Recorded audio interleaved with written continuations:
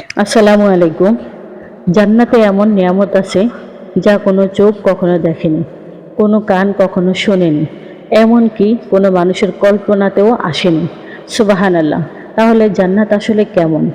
আজ আমরা জানব একজন সাহাবীর ঘটনা, রাসূল সাল্লাল্লাহু আলাইহি ওয়াসাল্লামের হাদিস এবং এমন কিছু কথা যা আপনার হৃদয় কাঁপিয়ে দিবে। রাসূল সাল্লাল্লাহু আলাইহি ওয়াসাল্লামের একজন সাহাবী ছিলেন। তিনি জান্নাতের কথা শুনলেই কেঁদে ফেলতেন। একদিন তিনি রাসূল সাল্লাল্লাহু আলাইহি ওয়াসাল্লামের কাছে এসে বললেন, হে আল্লাহর রাসূল, আমি আপনাকে খুব ভালোবাসি।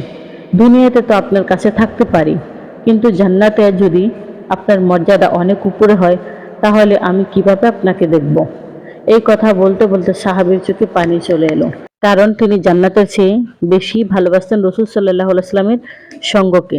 তখন আল্লাহ তাআলা একটি আয়াত নাজিল করলেন, যারা আল্লাহ ও রাসূলের অনুগত করবে তারা নবী, সিদ্দিক, শহীদ ও নেককারদের সাথে থাকবে। সূরা নিসা। সাহাবী এই আয়াত শুনে এত খুশি হলেন যেন তিনি জান্নাতের সুসংবাদ পেয়ে গেছেন।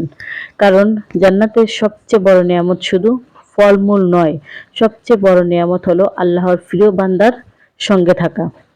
রাসূল সাল্লাল্লাহু আলাইহি ওয়াসাল্লাম বলেছেন, আল্লাহ তাআলা বলেছেন, আমি আমার নেক বান্দাদের জন্য এমন নিয়ামত প্রস্তুত করে রেখেছি যা কোনো চোখ দেখেনি, কোনো কান শুনেনি এবং কোনো মানুষের অন্তরে কল্পনাও জাগেনি।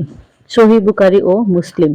সুবহানাল্লাহ। আরেকটি হাদিসে এসেছে, জান্নাতে থাকবে দুধের নদী, মধুর নদী, স্বচ্ছ পানির নদী, এমন প্রসাদ যা সোনা রূপা দিয়ে নির্মিত, এমন পোশাক যা কখনো পুরনো হবে না, এমন যৌবন যা কখনো শেষ হবে না, এমন সুখ যা কখনো শেষ হবে না।